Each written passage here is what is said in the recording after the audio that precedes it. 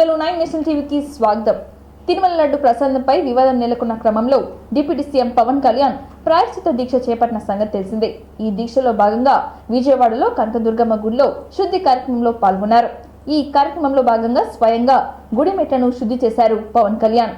అనంతరం మీడియాతో మాట్లాడుతూ వైసీపీపై ఘాటైన వ్యాఖ్యలు చేశారు. కనకదుర్గమ్మ గుడి రథం సింహాలు మాయమైతే వైసీపీ నాయకులు అపహాస్యం చేశారని మండిపడ్డారు. సగటు హిందువులకు ఎలాంటి భయం ఉండదని, ఇతర మతాల పట్ల ద్వేషం ఉందని అన్నారు. మేము రామభక్తులమని, ఆంజనేయ స్వామిని పూజిస్తామని అన్నారు. వైవి సుబ్బారెడ్డి మతం మారడో లేదో తనకు తెలియదని, జగన్ పైకి వేలెత్తి చూపడం లేదని, తమ హయాంలో జరిగిన అపచారంపై సంపాదించాలని కోరుతున్నామని అన్నారు. రాజ్యాంగం బాగుండాలని పాటుపడుతున్నామని, సెక్యులరిజం అన్ని వైపుల నుంచి రావాలని అన్నారు. సాటి హిందువులు తోటి హిందువులను తిట్టడం ఆక్షేపణీయమని అన్నారు పవన్ కళ్యాణ్.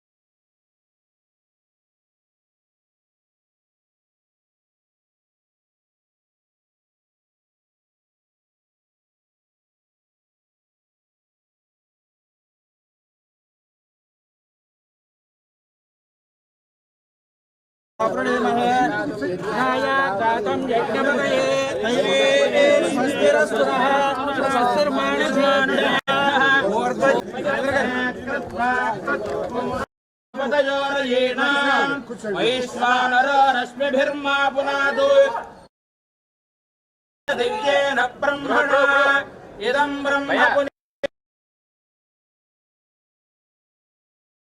मधोदकम् दिव्येन ब्रह्मणा इदं ब्रह्म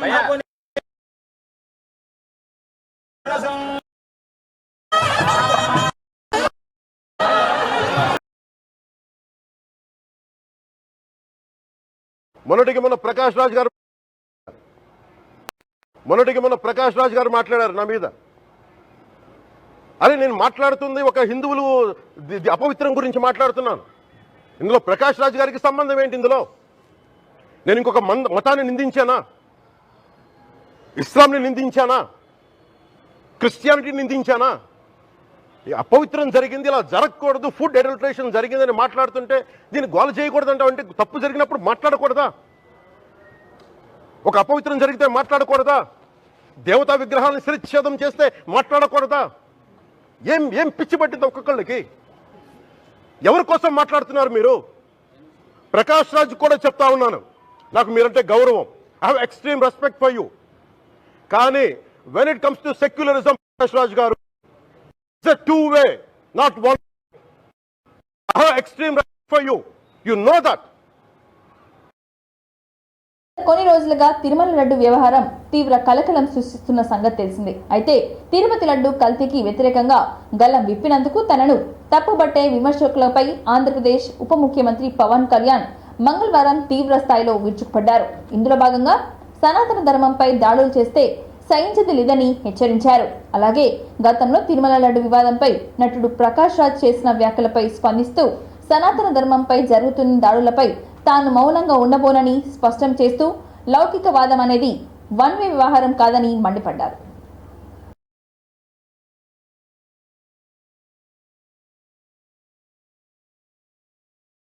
ఇదే మీరు ఎవరన్నా సరే ఇస్లాం మీద మీరు గొంతెత్తగలరా? ఎందుకంటే రోడ్ల మీదకి వచ్చి కొడతారని మీకు భయం, అందుకు మీరు మాట్లాడరు. హిందువులు అంటే మెత్తని మనుషులు కదా, తోటి హిందువు కదా, మీరు ఏదైనా మాట్లాడచ్చు. మీకు నమ్మకాలు లేకపోతే మీరు ఇంట్లో కూర్చోండమ్మా. మీకు నమ్మకాలు లేకపోతే ఇంట్లోంచి బయటికి రాకండి, మమ్మల్ని ఏం అనకండి. మేము ఎలా పూజా విధానం ఎలా చేస్తాం, అలాగే ముఖ్యంగా ఫిల్మ్ ఇండస్ట్రీ కూడా నేను తెలియజేస్తా ఉన్నాను.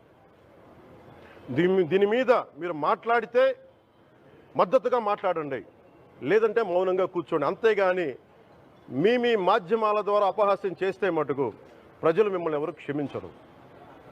ఎందుకంటే చాలా డీప్ పెయిన్ ఇది.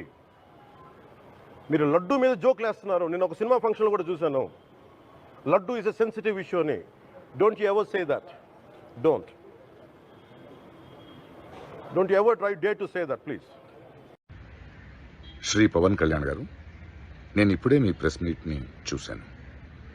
నేను చెప్పిందేంటి, మీరు దాన్ని అపార్థం చేసుకుని తిప్పుతున్నదేంటి? నేను ఇప్పుడు విదేశాల్లో షూటింగ్లో ఉన్నాను. 30వ తారీఖు తర్వాత వచ్చి మీ ప్రతి మాటకి సమాధానం చెప్తాను.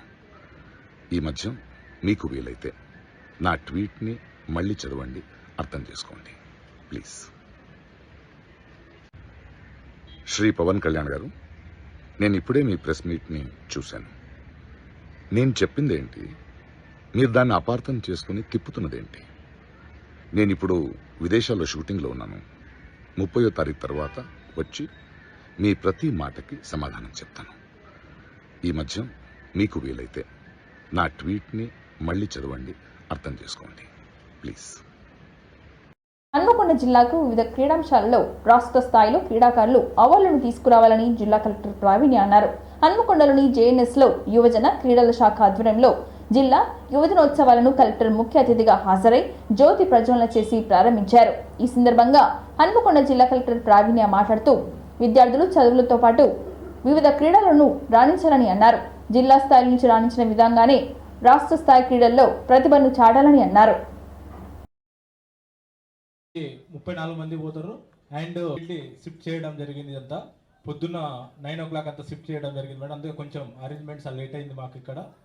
అండ్ మన వరంగల్ హన్మకొండ జిల్లా నుంచి last year national all the best. రాష్ట్ర స్థాయికి తీసుకెళ్లడానికి ముందస్తు ప్రణాళికలు చేయడం చాలా హర్షించదగ్గ విషయం. అర్జెంట్ సమయంలో వేరే కౌన్సిల్ మీటింగ్ ఉంది. కలెక్టర్ ఉన్నటువంటి మన ఎమ్మెల్యే గారికి కూడా కృతజ్ఞత తెలియజేస్తున్నాం. ఇకపోతే ఇవాళ తెలంగాణలో ముఖ్యమంత్రి స్కిల్ యూనివర్సిటీ పెట్టి ఇటు క్రీడలను ఇటు సాంస్కృతిక కార్యక్రమం కల్చరల్ యాక్టివిటీస్ను డెవలప్ చేసే కార్యక్రమాన్ని తీసుకున్నటువంటి సందర్భంలో మన తెలంగాణ యువజనులను ప్రోత్సహించడానికి రాష్ట్ర ప్రభుత్వం ముందుందని చెప్పి చెప్తూ ఈ అవకాశం యూత్ బాడీ పరశురాములు గారు అండ్ మిగతా అతిథులందరికీ అండ్ మోస్ట్ ఇంపార్టెంట్లీ ఇక్కడ పార్టిసిపేషన్కి చేసిన యూత్ అందరికీ కూడా వెరీ గుడ్ మార్నింగ్. ఈరోజు మీరందరూ you are the advance team ఎవరైతే సెలెక్ట్ అయ్యి స్టేట్ లెవెల్కి వెళ్తున్నారో, సో మీరందరూ కూడా డిస్ట్రిక్ట్ లెవెల్లో మంచిగా చేశారు. అండ్ మీరు లోనే కాదు ఎక్స్ట్రా కరిక్యులర్ యాక్టివిటీస్లో కూడా టేకప్ చేసి సొసైటీలో ఒక మంచి పేరు తెచ్చుకుంటారు మీకు, మీ ఫ్యామిలీకి. అండ్ ప్రోగ్రాంలో పార్టిసిపేట్ చేసినందుకు thank you.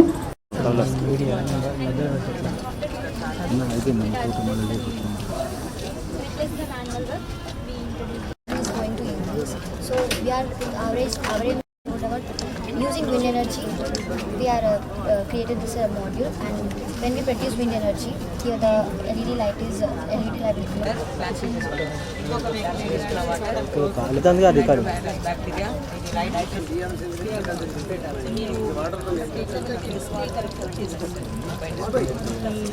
To display, showing all the kids in a playful manner, because right now all the children are thoughts and we made this platform. I use hydrovacuum principle in this vehicle.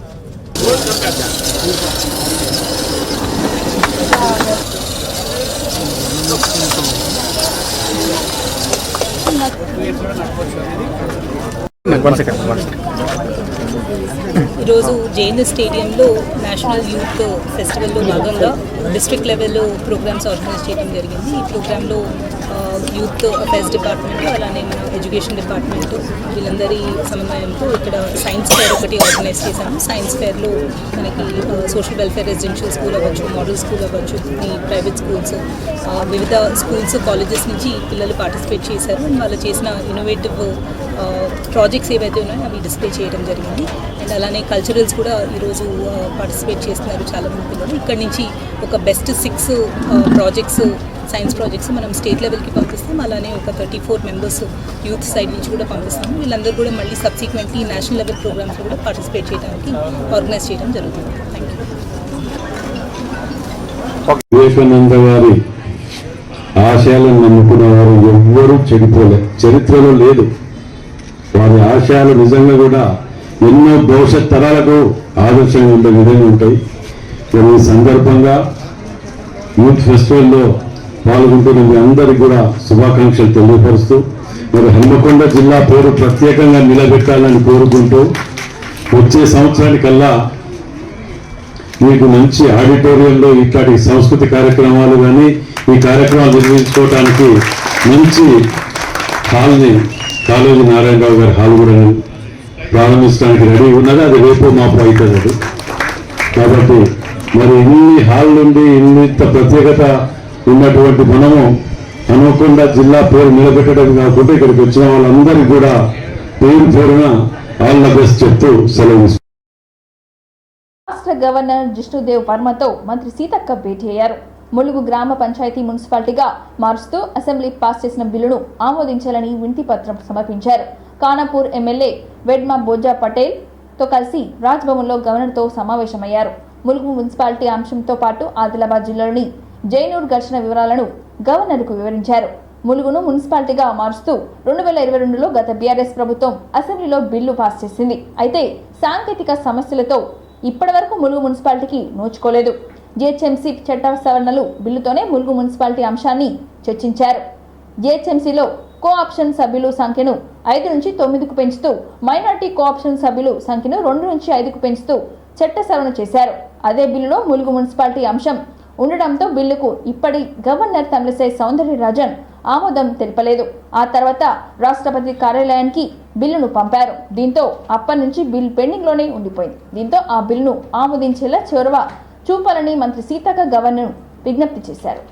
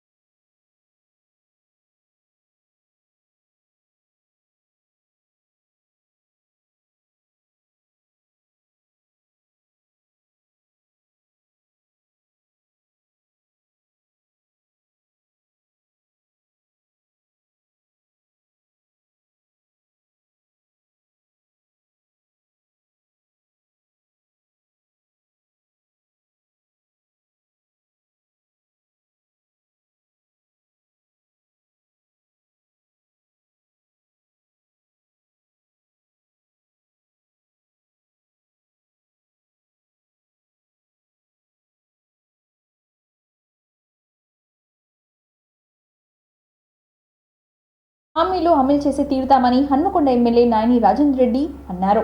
పశ్చిమ నియోజకవర్గం పరిధిలోని కాజీపేట్ 47 డివిజన్లో బాలాజీనగర్, భవానీనగర్లో 40 లక్షలతో అంతర్గత road నిర్మాణ పనులకు శంకుస్థాపన చేశారు. డివిజన్లలో ప్రతి వార్డులలో రోడ్డు నిర్మాణం, సైడ్ డ్రైనేజ్ నిర్మాణం పనులను చేపడతామని ఎమ్మెల్యే చెప్పుకొచ్చారు. మంజూరు చేసిన పనులను నిర్ణీత సమయంలో పూర్తి నాణ్యత ప్రమాణాలు అమలు చేస్తూ పూర్తి చేయాలని ఆదేశించారు. తెలంగాణ రాష్ట్రంలో గతంలో కాంగ్రెస్ ప్రభుత్వం హయాంలో ఇందిరమ్మ ఇండ్లు, రేషన్ కార్డులు, ఆరోగ్యశ్రీ కార్డులను అందించామని మళ్లీ నేటి ఇందిరమ్మ ప్రభుత్వంలో త్వరలో అర్హులకు రేషన్ కార్డులు, డిజిటల్ ఆరోగ్యశ్రీ కార్డులను జారీకి ప్రభుత్వం సన్నద్ధం అవుతుందని అన్నారు. 47వ డివిజన్ బాలాజీనగర్లో ఇవాళ రోడ్లు కొన్ని శంకుస్థాపన చేయడం జరిగింది.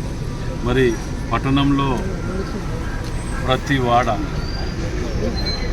ప్రతి డివిజన్లో ప్రతి వాడ తిరుగుతూ అభివృద్ధి కార్యక్రమాలు శంకుస్థాపనలు చేయటమే కాకుండా తగిన సమయం లోపలనే వర్క్ కంప్లీట్ చేసే విధంగా మేము ఏర్పాటు చేయడం జరుగుతుంది.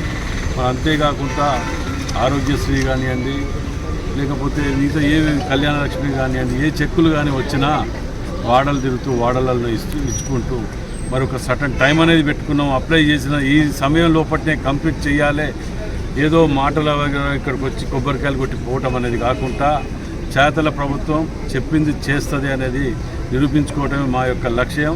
అందులో భాగంగానే ఇక్కడికి రావటం జరిగింది. వరంగల్ మున్సిపల్ కార్పొరేషన్ కార్యాలయంలో మేయర్ గుండు సుధారాణి అధ్యక్షత నిర్వహించిన సర్వసభ్య సమావేశంలో మంత్రి కొండ సురేఖ, పశ్చిమ ఎమ్మెల్యే నాయని రాజేందర్ రెడ్డి, రేవూరు ప్రకాష్ రెడ్డితో కలిసి పాల్గొన్న వర్ధనపేట ఎమ్మెల్యే కెఆర్ నాగరాజు. ఈ సందర్భంగా సభ మొదటిగా 61వ డివిజన్ కార్పొరేటర్ దివంగత ఏలకంటి రాములు మరణానికి సంతాపం తెలియజేసి మౌనం పాటించి ఈ సందర్భంగా ఎమ్మెల్యే కెఆర్ నాగరాజు మాట్లాడుతూ ప్రజాపాలనకు నిదర్శనంగా స్వేచ్ఛాయుతంగా వాతావరణంలో గ్రేటర్ వరంగల్ మున్సిపల్ కార్పొరేషన్ సర్వసభ్య సమావేశం కార్పొరేషన్ పరిధిలోని 13 డివిజన్లో ఉన్న ప్రజలు సమావేశం సమస్యలను మేయర్ గుండు సుధారానికి దృష్టికి తీసుకువెళ్లడం జరిగింది. నైన్ నగర్ నాలా పనులను నిర్ణీత కాలంలో పూర్తి చేయించిన నియోజకవర్గం పరిధిలోని 56 డివిజన్కి ముప్పు లేకుండా శాశ్వత పరిష్కారం చేయించినందుకు సీఎం రేవంత్ రెడ్డికి ఎమ్మెల్యే రాజేందర్ రెడ్డి కృతజ్ఞతలు తెలియజేశారు.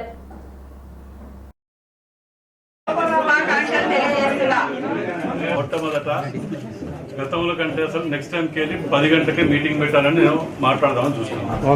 1 గంట 2 గంటల వరకు పెట్టుకున్నా అందరికి 2 నిమిషాలు కొత్త కార్పొరేటర్లకు మాట్లాడిన ఆలోచన ఉంటుంది, మాట్లాడతారు. ఇప్పుడు 11:30 పెట్టి దీనిని ఎట్లా విధంగా పార్టీకి ఒకలా ఇద్దరు మాట్లాడించే ఏర్పాటు చేద్దాం. మీ సమస్యలన్నీ చెప్పండి, దాని మీద ఏ విధంగా పశ్చిమ శాసనసభ్యులు గౌరవ కమిషనర్ గారికి, డిప్యూటీ మేయర్ గారికి, గౌరవ కార్పొరేటర్స్ కి మరియు అధికారులందరికీ కూడా హృదయపూర్వక నమస్కారాలు తెలియజేస్తూ రాబో బతుకమ్మ పండుగ మరియు విజయదశమి సమగ్రమైన వరంగల్ సమగ్ర వాంఛగా మిగిలిపోయిన భూగర్భ మురుగు నీటి పారుదల యూజీడీ వ్యవస్థ ఏర్పాటుకు గౌరవ ముఖ్యమంత్రి శ్రీ రేవంత్ రెడ్డి గారు కృత నిశ్చయంతో ఉన్నారు. మంత్రులు, ప్రజాప్రతినిధులు, అధికారులతో సమీక్షించి గ్రేటర్ వరంగల్ సమగ్రాభివృద్ధికి శ్రీ రేవూరు ప్రకాష్ రెడ్డి గారికి స్వాగతం. నీటి సరఫరా ప్రాజెక్టులకు పర్యటన సందర్భంగా మంచి పేరు లభించిందని తెలియజేసుకుంటున్నాను. వరంగల్ నగరం ముందు గురి కాకుండా ఉండడానికి గాను ముందస్తుగా ప్రణాళిక వరంగల్ సభ్యులు ఇద్దరు కలిసి అక్కడ బ్రిడ్జ్ నాలా సహకరిస్తున్న జిల్లా వారికి ఇప్పుడు సన్మాన కార్యక్రమం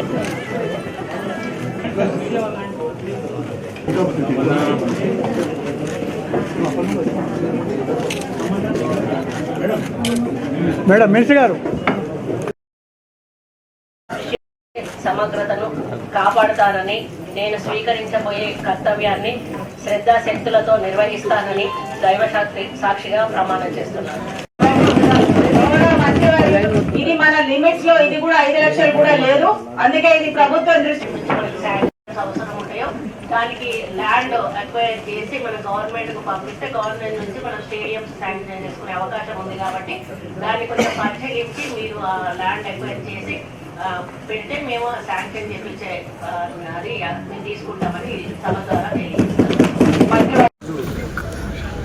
ఏదైతే సమావేశం జరిగిందో ఒక స్వేచ్ఛాయుత వాతావరణం అంటే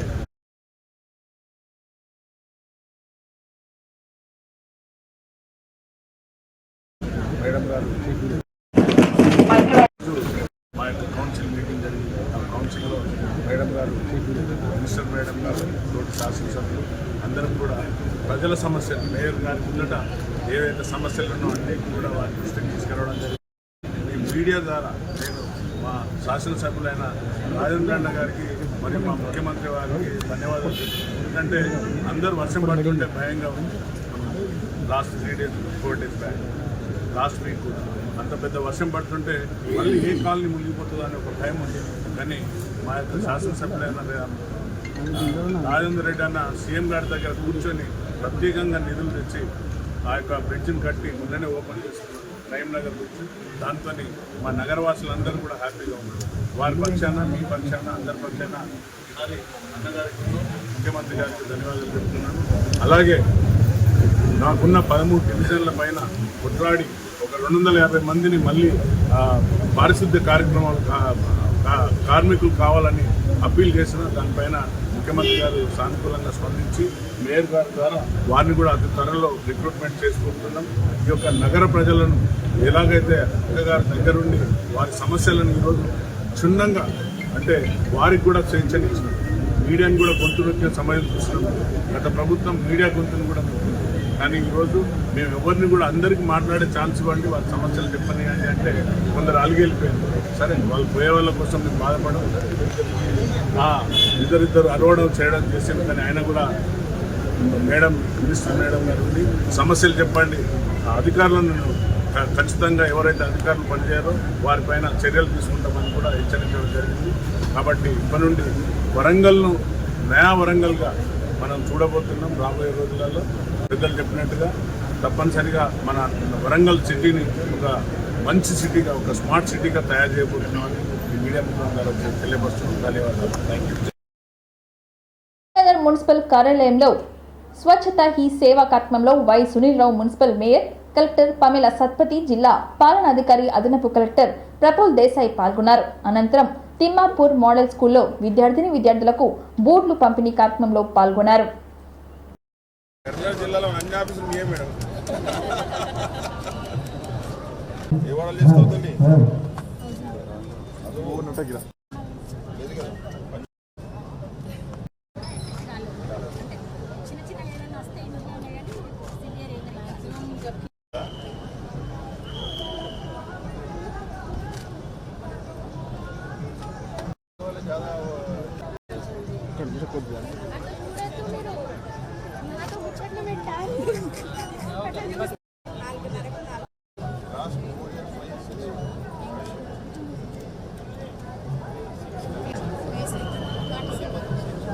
మేడం, తప్పకుండా కూడా అప్పటి నుంచి ఉన్నటువంటి కమిషనర్లు కూడా ప్రతి దానిలో సహకరించుకుంటూ వస్తూ ఉన్నారు. కాబట్టి ఈ కార్యక్రమాలను ముందుకు తీసుకెళ్లగలిగాం. తప్పకుండా కూడా మీరు జిల్లా కలెక్టర్ వచ్చిన తర్వాత, ఈ రోజు చాహద్ బాజ్పేయి గారు కమిషనర్ గా ఉన్న తర్వాత తప్పకుండా కూడా నాకు పూర్తి విశ్వాసం ఉంది. ఎందుకంటే మా పాలకవర్గం ఇంకా 4 నెలల తర్వాత మా పాలకవర్గం అయిపోయినా కూడా తప్పకుండా కూడా ఈ మున్సిపల్ కమిషనర్ గారు, జిల్లా కలెక్టర్ గారి చేతుల్లో నగరపాలక సంస్థ సురక్షితంగా ఉంటుంది. కార్మికుల యొక్క హక్కులను కాపాడడంలో, కార్మికుల యొక్క మంచి చెడు చూడడంలో కూడా పూర్తి స్థాయిలో సక్సెస్ అవుతారని చెప్పేసి నాకు పూర్తి విశ్వాసం ఉంది. ఎందుకంటే కాబట్టి ఆ కష్ట సుఖాలు ఎలా తీర్చాలని ఆలోచిస్తారు. కాబట్టి మహిళా అధికారులు ఉండడం అనేది చాలా గొప్ప విషయం. మేము మొగలు అంటే ఎన్నో సమస్యలు, ఎన్నో పనులు మర్చిపోతూ ఉంటాం. మాకు వేరే రకరకాల కార్యక్రమాలు ఉంటే మేము కొంచెం కాన్సన్ట్రేషన్ అనేది Madam, dedication inspires us all to work hard and become responsible citizens. Thank you, Ananda. Thank you for giving me this wonderful opportunity. కేమల షూస్ ఇవ్వాలని నిర్ణయించుకొని ప్రభుత్వం నాకెంతో ఆనందదాయకం. షూస్ ఉంటే బాగుంటుందని భావించి మా విద్యార్థులకు షూస్ థ్యాంక్ యూ మ్యామ్. గతంలో తల్లి అయినా తండ్రి అయినా అందరికీ ఆ సూయి దాగతో స్టిచ్చింగ్ అనేది ఆ మషిన్ లేకుంటే స్టిచ్చింగ్ రాదు అన్నట్టు పోయి. ఒక చిన్న ఉదాహరణ నేను చూశాను. నేను గతంలో యాదాద్రి జిల్లాలో కలెక్టర్గా చేసేటప్పుడు ఒక స్కూల్ ఇన్స్పెక్షన్ కి పోతే ఈ రోజు షూస్ వైపు చూస్తే తప్పు దారిలో కరెక్ట్ దారి తప్పించి మాకు హామీ ఇవ్వాలి. ఓకే, సో మీ కాన్ఫిడెన్స్ కోసం all responsibility to always do good for yourself and for the society. Thank you. 6 సంవత్సరాల విద్యార్థిపై అత్యాచారం చేసిన పీఈటీ టీచర్పై ఆందోళన చేశారు. ఈ ఘటన కామారెడ్డి పట్టణంలోని జీవధన్ పాఠశాలలో యూకేజీ విద్యార్థిపై పీఈటీ ఉపాధ్యాయుడు అసభ్యకరంగా ప్రవర్తించాడని ఆరోపిస్తూ పాఠశాల వద్ద గొడవకు దిగారు పాప బంధువులు. దీంతో ఉపాధ్యాయుడిని అరెస్ట్ చేయాలంటూ విద్యార్థి సంఘాల నాయకులు పాఠశాల వద్ద నిరసనలు చేపట్టడంతో ఉద్రిక్తత నెలకొంది. ఇప్పుడే తీసుకుపోయారట, బయట తీసుకెళ్ళారట.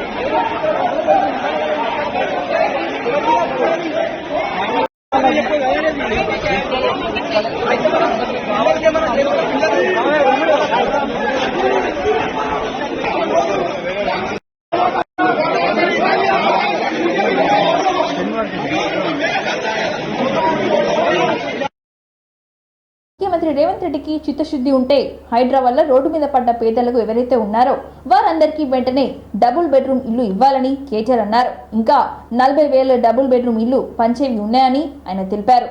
చెరువుల పక్కన, మురికి కాలువల పక్కన దోమలు కుట్టకుండా ఆరోగ్య సమస్యలు వస్తాయని తెలిసినా కూడా దిక్కులేని బతుకు తెరువు కోసం వచ్చి 1వ రేకో 2వ రేకులో వేసుకొని పేదలు అక్కడ బతికే ప్రయత్నం చేస్తారు, కానీ కావాలని హైదరాబాద్ను ఆగం చేయాలని చేస్తారా అని ప్రశ్నించారు.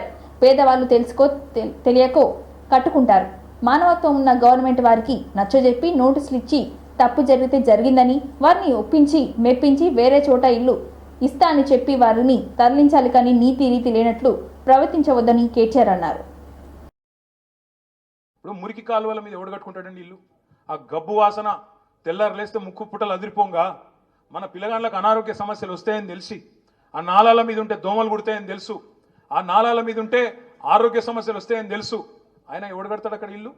దిక్కు లేకపోతే యాడికెళ్ళో బతుకు తెరువు కోసం వచ్చినాడు రేకో 2 రేకులు వేసుకొని ఆడ బతికే ప్రయత్నం చేస్తాడు. కావాల్సుకొని హైదరాబాద్ నాగం చేయాలని చేస్తారు. ఆ పని చేయరు ఎవరు. పేదవాళ్ళు దిక్కులేక కట్టుకుంటే ఆడికి వచ్చి కట్టుకుంటారు. వాళ్ళకి ఏం చేయాలి గవర్నమెంట్ అంటే? మానవత్వం ఉన్న గవర్నమెంట్ అంటే ఏం చేయాలి? నోటీస్ ఇవ్వాలి, చెప్పాలి తప్పు జరిగింది, గతంలో జరిగిండొచ్చు, మా వాళ్ళకు మీరు నల్ల బిల్లు కడుతుండొచ్చు, కరెంటు కనెక్షన్ ఉండొచ్చు, ప్రాపర్టీ ట్యాక్స్ గర్పట్టి కడుతుండొచ్చు, కానీ తప్పు ఉన్నది కాబట్టి నీకు వేరే ఇల్లు ఇస్తా అని చెప్పి వేరే ఇంటికి తరలించి ఆడికెళ్ళి వాళ్ళని ఒప్పించి మెప్పించి తీయాలి. నువ్వేం చేస్తున్నావు? నీకేమైనా నీతి రీతి ఉన్నదా? మేము 1,00,000 డబుల్ బెడ్రూమ్ ఇల్లు కట్టినాం. కట్టి అక్క వాళ్ళు మేమందరం కూర్చొని ఎమ్మెల్యేలు అందరం కూర్చొని 60,000 ఇండ్లు ప్రజలకు ఇచ్చినాం. ఇంకా 40,000 ఇండ్లు అక్కడనే ముఖ్యమంత్రి కింద పెట్టుకొని ఉన్నాడు. ఇప్పుడు ముఖ్యమంత్రి నీకు చిత్తశుద్ధి ఉంటే హైదరాబాద్లో ఎక్కడెక్కడనైతే హైడ్రా వల్ల ఇవాళ రోడ్డు మీద పడ్డ పేదలు ఉన్నారో వాళ్ళకి ఆ 40,000 ఇండ్లు వెంటనే కేటాయించాలని చెప్పి నేను డిమాండ్ చేస్తా ఉన్నాను. మేము కట్టిన ఇండ్లు అవి, మేము కట్టిన ఇండ్లు బంగారుపాలెంలో పెట్టి నీకు అప్పచెప్పినాం, తయారున్నాయి. నీకు చిత్తశుద్ధి ఉంటే ఈ పేదవాళ్లకు ఆ ఇండ్లు మొదలు ఇయ్యి. అది మూసిలో కావచ్చు, ఇంకొకడ కావచ్చు, ఆ పేదవాళ్ళకి కేటాయించు. వాళ్ళకు చట్టం ఫాలోగా. హైడ్రాకు చట్టం లేదు, మరి హైడ్రాకు చట్టం లేకపోతే చుట్టాలనేది ఇచ్చిపెడుతుంది హైడ్రా. అనుముల తిరుపతి రెడ్డికి ఒక నీతి, అనుముల ఇంకా మిగతా బ్రదర్స్కి ఒక నీతి, మిగతా పేదవాళ్ళకు ఒక నీతి ఉంటుందా? ఇదేనా పద్ధతి? అందరికి ఒకటే ఉండాలి కదా చట్టం అంటే. కొంతమందికి చుట్టం ఎట్లయితే చట్టం. అందుకే నేను అడుగుతా ఉన్నా, హైడ్రా బాధితుల విషయంలో కూడా తప్పకుండా బీఆర్ఎస్ పార్టీ మా నగర శాసనసభ్యులతో ఒక సమావేశం పెట్టుకుంటాం. ఏ రకమైన నీతి అవలంబించాలి, ఏ రకంగా పేదవాళ్ళకు అండగా ఉండాలనే దాని మీద పెద్దలు కేసీఆర్ గారి డైరెక్షన్ కూడా తీసుకుంటాం. తీసుకొని మీకు అండగా నిలబడే ప్రయత్నం సంపూర్ణంగా చేస్తామనే మాట కూడా హైదరాబాద్లోని పేదలందరికీ నేను విజ్ఞప్తి చేస్తా ఉన్నా. ఇంతటితో ఈ వార్తలు సమాప్తం. మరిన్ని వార్తలతో మళ్ళీ కలుద్దాం. చూస్తూనే ఉండండి ఓర్గలు 9 నేషనల్ టీవీ.